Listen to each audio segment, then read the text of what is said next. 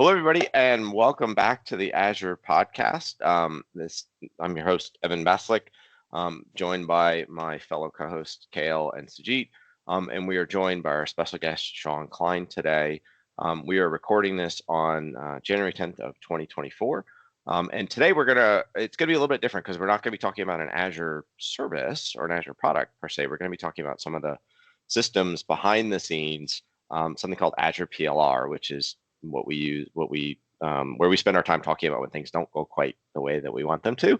But Sean will fill us in on all that. I actually have a question which I should know the answer to. I will ask when we get to it. Sean will probably laugh at me when I ask it. But Sujit, I think you said you had a little bit of news. I did, but first I want to ask you. It says "Ask me about my podcast" on your T-shirt. Which podcast is this, man? Yeah, I don't know. Some podcast that I don't know. This is so. My wife gave me this for Christmas, and I'm gonna go with it's because she loves me, not because she's making fun of me or anything. Like that's my story, and I'm sticking to it. Although I will tell you guys, and Sean, I don't know if you knew this, but we've been doing this show for 11 years. Now we're almost up to this is episode 484, and I can't remember when it was. Sujit, remember we used to have a paper little advertisement that had our pictures and what we talked about. It's just ages ago, and I had one hanging at my desk, and when I was away for vacation, I can't remember whether the team gift wrapped some of the things in my cube or they put cardboard up. They did something to my cube, and that sign was hanging there. And my wife said, "Wow, your team, they must really be giving you a hard time. They did whatever to your desk, and they made fun of your podcast." And I said, that's supposed to be a real advertisement." So she's not a fan. She doesn't listen, so she won't hear this. But we're gonna go with she loves me. I did get a microphone too. I'm waiting to use it in another show. I couldn't get it set up in time today, so. Cool. Well, yeah, let's get to your news then. Yeah, there's a couple of quick ones, both related to Azure load testing, the Azure load testing service. So one of the most common scenarios with load tests is that you want to access some key vault secrets, right? Maybe you're testing an endpoint. The endpoint needs like a code or an ID to pass in, or some credentials to log in, etc. And now you can use Azure Key Vault. So you can connect the load test to Azure Key Vault to say, okay, I'm getting these these secrets from there, and even better, you can access them even if the key vault is made private, right? So if it's behind a VNet or you have firewall restrictions and whatnot for it, you could still access that key vault. So I think that's the critical part of, because typically when they're running these load tests, it's running in an environment which is not to the public, right? Nobody wants to run a load test on a publicly available service. You want to test it before you make it available to the public. So I think this is the key part of it, just allowing you to access those key vaults and also allowing you to access private key vaults. A second update to Azure load testing. Typically, when you use Azure load testing, and we talked about this a while ago when we talked about the service, you have to write something called a JMeter script, right? It essentially uses JMeter, which is a long-standing, very old testing framework, typically used in Java, but now used everywhere. And JMeter lets you create these complicated scripts so you can kind of test all your infrastructure. But the problem is that you need to know JMeter, and not everyone knows it, right? I mean, it's so there's that learning curve about learning how to use JMeter first before you can use Azure load testing. But now they've added a new feature where you don't even have to know JMeter. All you need to know and give it is the URL of the endpoints that you want to test. So pretty much like curl-like functionality, So, if you could use curl, which most people can do these days, you can use Azure load testing. So they've kind of made it a lot simpler to start using that service. So I think these are two good updates in the Azure load testing space. Great, cool. Thanks, Sujit. Sean, before we get to you, let's go. If you could introduce us, tell us what you do here at Microsoft, and then also answer my question, which I should know the answer to. I went looking and I can't find a definitive answer. I'm hoping you can tell me. So what do you do? And then what is the P in PLR actually stand for? What's the official answer for that? I'll start with the intro. So I'm Sean Klein. I'm a technical program manager. I joke that that means technically I'm a program manager in Azure Reliability Engineering. My main role is incident analysis, what I call modern incident analysis. That's ensuring that when we have a unplanned event, an outage, incident, any sort of degradation, that we learn as much as we can from that, with the goal of making production better, adding resilient behaviors to the system. To answer your question, so PLR is the Production LiveSite review. So it's production. Somebody told me it was product. I went, but I couldn't find the official answer. Yeah, I was in a discussion with some peers of mine, sort of an external community, a few weeks ago, and everyone pivoted on the second word, like LiveSite. What is LiveSite? What does that mean? Because it's sort of a holdover from before DevOps and SRE were a big thing. LiveSite was this differentiated between a product and a service, and how we ship stuff. That's funny. Cool. I like it. I should know this, but we just always call it PLR, right? So you were mentioning this podcast has been going on for 11 years. I think PLR is the only meeting that's that's older. It's been older than that. It's been around as long as I can remember. I've been doing Azure since before it was Azure, and it's been around as long as I can remember. So great. So we got this name, Production LiveSite Review. You define LiveSite in this context. Like you said, it's a little bit of a holdover, but like, what do people actually talk about in this meeting? Like, what actually goes on? You said it's relative to incidents, but what is it? What do we actually talk about? It's a lot of things. I think of it mostly as a learning forum, and so with the history of it, it's where Azure leadership came to review outages. When an unfortunate event happens, we put together what industry typically calls a postmortem. We call retrospectives, but it's now that everything's over, everything's the impact is gone. What are the things that we need to learn from that to make it better? So how do we keep it from not happening again? Basically, is the piece. Yeah, that's the sort of the ultimate goal, is to add resilient behavior into the service and the environment and the organization.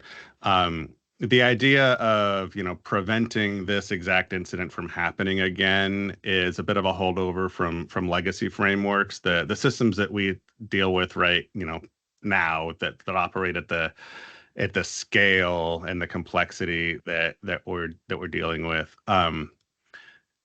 the idea of a repeat incident gets super muddy because it's never going to happen the exact same way again. There's going to be different contributing factors and different people involved, and different. It's going to manifest differently for the customer for that impact.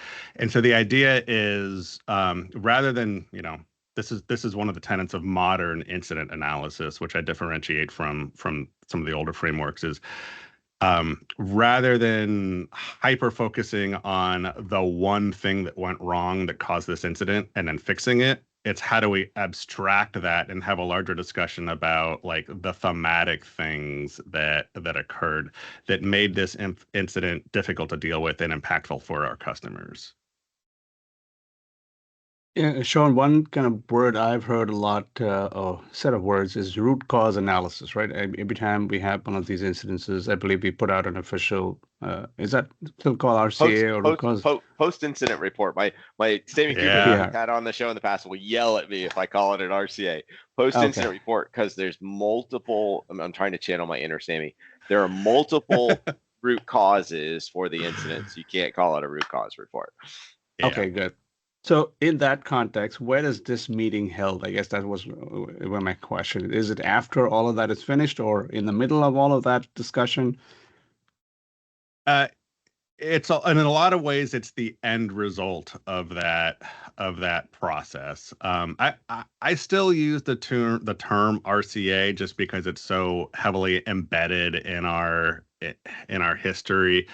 Um, but the distinction that I make is that like there is not a root cause. There is not a singular root cause, and that I think is probably I'm a bit of a zealot with this concept, and I think that concept has been super damaging to not just software and cloud, but like a lot of industries that hyper focus on trying to find like the one smoking gun thing that caused this incident to happen. A lot of other industries have a sort of a head start, or decades worth of an advantage on us and software in that style of thinking. Software, we're engineering focused. We're so engineering focused, and we love these patterns and these sort of simple stories. And so that allure of like the smoking gun, one thing that we can fix to prevent this from ever happening again, is embedded in us. I think of root cause as like the root system of an organization. Like if you're, picking dandelions out of your backyard, you can't just rip the dandelion off and call that solved, because there's a whole root system. And if you don't get all of the roots, then the weed is going to come back. And so if I could, I would pluralize roots and the roots cause analysis and get that. But the idea is that there's not one thing that you can fix that will prevent this incident from ever happening again. You have to look at all of the events and conditions that were present that allowed the storm of events to come and cause customer impact. Yeah, I agree with that. Yeah, to expand on that, maybe make an example is easier for me to understand a lot. Is like let's make a fictional one. Like this used to happen to me a long time before Microsoft. SSL certs, call them TLS now, but would expire, right? Yeah. And cause an outage, right? And so in that case, like if you think about it, like with a singular focus, it's like, well, the problem was the cert expired, so we fixed it and it's done. But to expand on what you're saying is you guys take a more broader look to say like, well, who's managing the certs? And why didn't they see that this thing happened? Maybe you could expand on like an example like that would help. Yeah, that's a great example. And that's historically, like that would be the fix, right? Oh, the cert expired. We renewed the cert. So this exact incident will never happen again. Well, so modern incident analysis is going to start at the customer impact, not the failure mode, not the thing that happened, but what was the customer impact, and then what were all of the things that needed to be true for the customers to experience that impact, including the duration, scope, magnitude of the impact, and not just when I say what are all the things that needed to be true, not just the engineering failures, but like what affected our response. Like when we talk about incident duration, how did we detect that incident? Did the customer tell us about the impact, or did we detect it? How quickly did we detect it?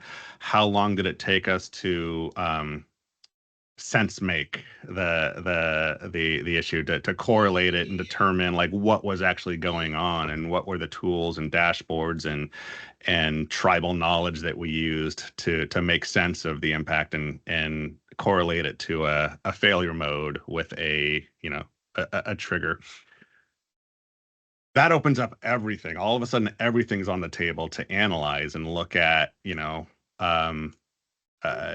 Documentation can all of a sudden be a source of resiliency in the organization, because eventually somebody's going to have to like, oh, I've seen this before. How do I fix it? How quickly can I get to this, method or standard operating procedure? Or how quickly can I find the person who has the ability to fix this? Well, I think you said something earlier that I think you sort of jumped over, but I think is a really key piece. You mentioned that this is not a software industry problem, right? This is an everywhere industry, and unfortunately, we're a little bit behind on this. Are we learning from the other industries, or when we're just sort of late to the game, or is there something unique about software that makes our challenges differently in your mind? It that's probably a whole different podcast. I could talk for hours on that. But no, you're not wrong. So a lot of what we're doing, when I say modern incident analysis, it borrows heavily and is sort of an offshoot or a progression from safety science. So dealing with safety critical systems like aviation and medical, energy and utility systems where when they fail, they cause harm or casualties, death to humans. That science, that domain had a big renaissance in like the 90s, 80s, 90s, 2000s, from based on a lot of big high profile events, 3 Mile Island, nuclear disaster, Challenger, spatial Challenger disaster. The research coming out of that industry basically exists after 1980, and it changed how we deal with designing those systems, but also investigating their failures and the impact of their failures. Software was sort of immune from that for a long time. Cloud didn't exist back. It's my email. I can live without my email for a little bit. Right. Yeah. It wasn't until about 10 years ago, and this is a super distillation of history. So don't write a book about this or anything, but it wasn't about 10, 11 years ago is when John Allspaw wrote a blog post when he was CTO of Etsy about how Etsy conducts post-mortem investigations for their software system failures. And that's where most of us became familiar with the concept of the blameless post-mortem. John we use that term all the time. Right. And John is credited with coining that term. The blog post is still up. I go and read it, a couple times a year. I encourage everybody to go read it, because in that blog post is he's referencing a lot of research that came from safety science in the decades before. He references like Sidney Dekker and Eric Hollengold, people that have spent their careers in researching safety critical system failures. Now, in the 10 years after Blameless came out, a lot more has happened, and software has realized that we can really, really, really learn from safety science. Safety science understands that now that software is involved, we innovate at a pace way faster than an airline company can produce airplanes or things like that. So there's sort of a give and take. There's an opportunity for us to learn from their decades of research. There's an opportunity from them to learn from us. Also, we don't talk about this a lot, but cloud is becoming safety critical. It is, right? We don't have a lot of control over how people use our services, and I'm not just talking about Azure. All cloud providers are like this, and so there'll come a time when it's considered, when Azure is considered a dial tone must be on. If there's a failure, it can cause harm, platform, and so that's my sort of calling here, is to make sure that we're ready for that. And typically, Sean, when you have one of these meetings, what are give me an example of some of the outputs of some of these meetings, right? Or some of these discussions. Is it in the form of process changes? I think you mentioned documentation a little bit. Or is it are there going to be updates made to some deployment code, or what? What kind of impact can these meetings have directly? So the big thing, and this is where it gets a little bit squishy, but this is an important part of modern incident analysis, is that our process is our product. The idea that we have a retrospective and the end result is this document that has a narrative of everything that went wrong, and that then we have a meeting like the production LiveSite review where we discuss it. The emphasis isn't necessarily on the fixes that we're making to prevent this type of incident from ever happening again. Obviously, that's a key part of it. But what differentiates modern incident analysis from like historic frameworks like ITIL problem management is that there's a lot of effort before you get to that part about learning what happened, what went wrong, how the system is designed to behave to begin with, all the things that countered that, all the things that failed, and then sharing that knowledge as broadly as possible. And so our goal is to create learning opportunities along the way for as many people as possible. The worst case scenario is sort of how what happened with concepts like problem management is when that postmortem process becomes operationalized to the point where it's a checkbox. It's a thing. We had an incident, and so the person with the most knowledge in the organization about that incident writes the postmortem, hits submit in whatever system of record, and then nobody ever reads the postmortem. Nothing ever happened there.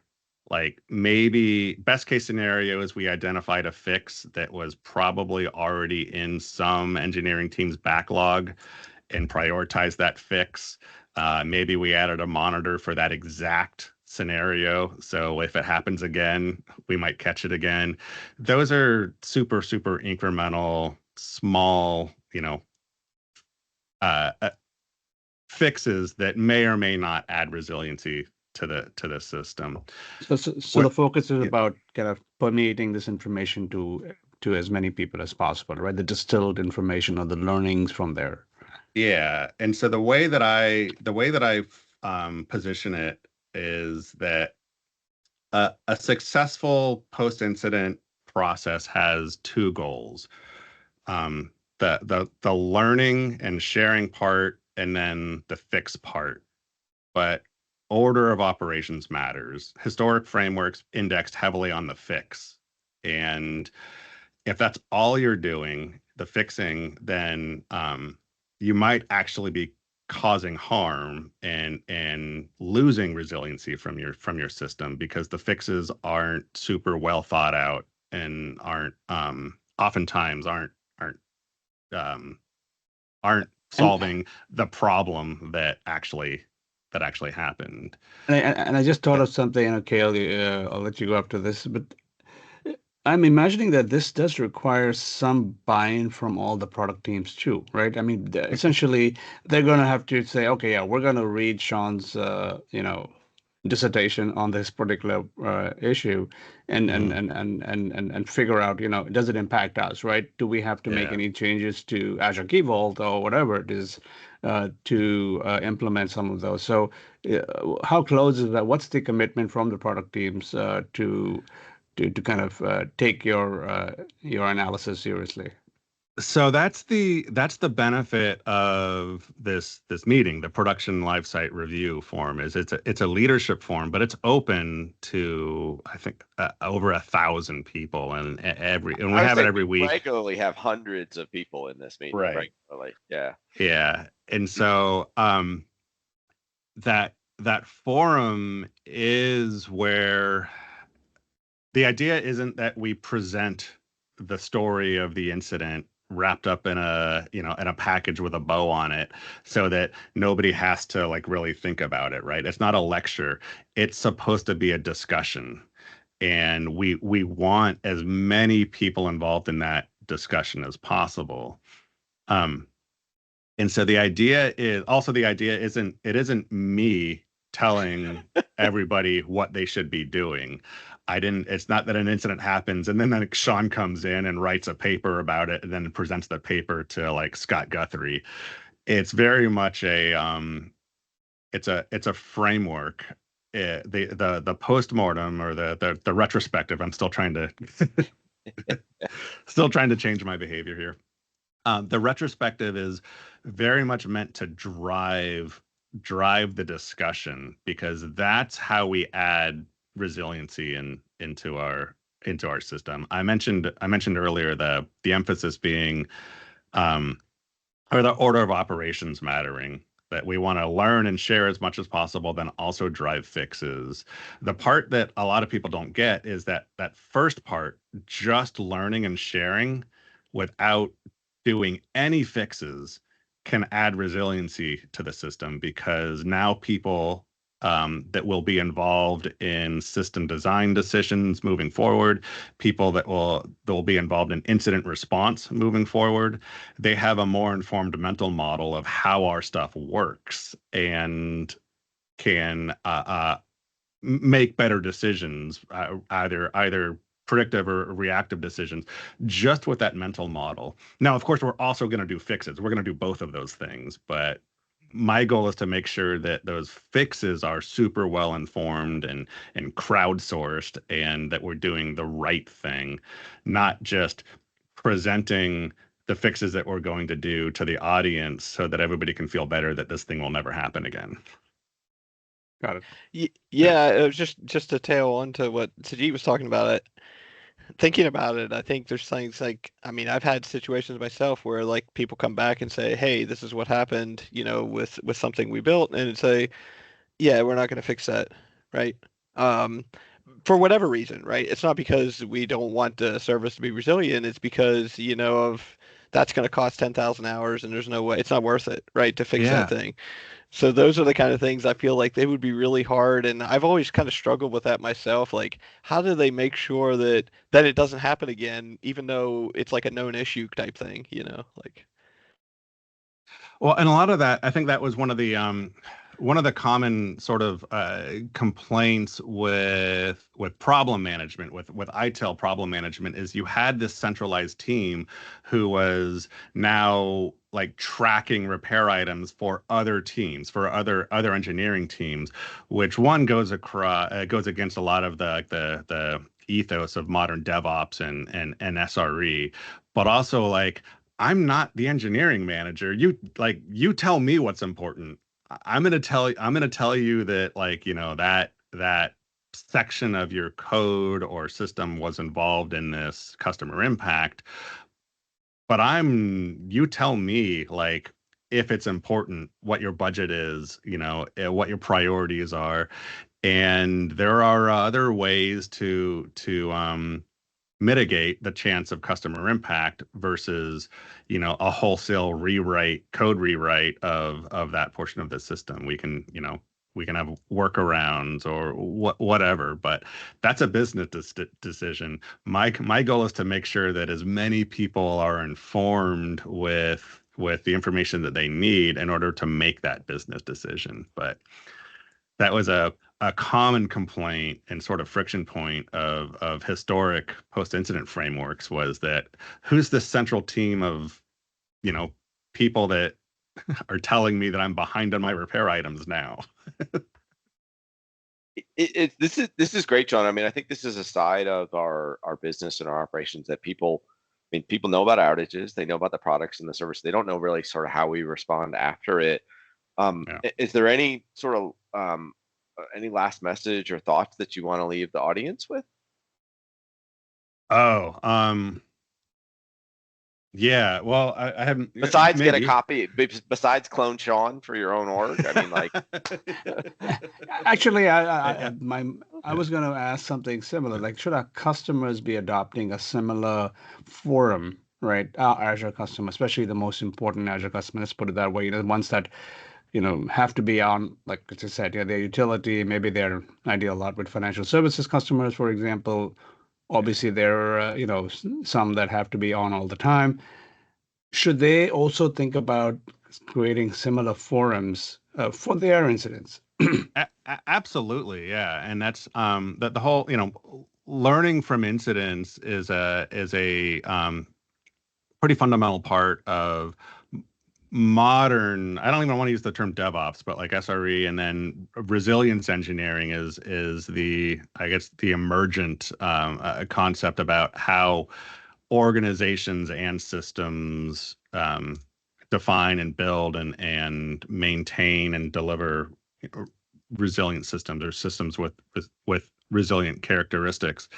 There's not really a set, like, and I would shy away from like a set prescribed methodology for what we do. And I think that was one of the downfalls of problem management, is that it was so prescribed in how you do something and how you do post incident activities, that it didn't fit in a lot of organizations' real world, business, which is what we're seeing now with like DevOps and SRE. DevOps, the way that Google does SRE isn't the way that every organization is going to do SRE, and we're learning that now, and we're adapting. And Microsoft does SRE way different than Google, and that's great. Modern incident analysis is the same way. There's some core guiding concepts. I mentioned no root cause. Like your incident does not have a root cause. Stop looking for it. Instead, look for all of the events and conditions that contributed to the incident. We call them contributing factors. And so, stop looking for that smoking gun. The other is how we treat human error. Like, the concept of human error doesn't exist in modern incident analysis. There's this great unfortunate event. It was like 2 weeks ago. There was a subway crash in New York City. Two trains collided, which is a super rare event. And luckily nobody died, but there were, I think, 26 or 28 people hurt. And the NTSB is investigating, and the NTSB is sort of the canonical, post-incident reviewer. When people think about post-incident or accident analysis, NTSB is like right at the top of the list. The chair of the NTSB during a press conference was asked about, was this human error? And her reply was beautiful. It was, human error is a symptom that the system needs to be redesigned, right? That means that our system failed the operator. It allowed the operator to do something that caused harm. And so I go back to like the example that I used about the customer impact. What were all the things that needed to be true for the customer to experience impact? In this case, it's like, why did the operators not have the information that they needed to realize that they were on the same track, that they were going to collide? What are all the things that failed that allowed these two subways to occupy the same space time when the systems are designed for that to not to occur? And then the other, like, so no, like, you don't have a root cause. Human error doesn't exist. There's an appreciation, at very least an acknowledgement, but an appreciation that the systems that we're dealing with are complex systems. They don't fail for simple reasons, and building a simple story around a complex system failure is human nature. We want to be able to do that, but as soon as we start building that simple story around it, we're intentionally ignoring factors that played a role in it. And so there's this acknowledgement that we are dealing with complex systems that have the behaviors of complex systems, and we need to appreciate that. And then I guess the fourth sort of tenet of modern incident analysis that I would put forward is that what I talked about earlier is that learning, that learning and sharing is the primary goal. Of course, we're going to fix, but there has to be an emphasis on establishing that shared and accurate mental model of how our systems work and how they fail, so that we can make good decisions later. Well put. Thank you. Great. Well, this is awesome, Sean. I appreciate you giving us or giving our audience, insight into, how Microsoft and how Azure tackles this stuff. It's a tough space, because I think your point earlier is really, really valid. I would even say that today we see critical systems running on top of Azure. Right. And so it's a thing today, I think, already, for sure.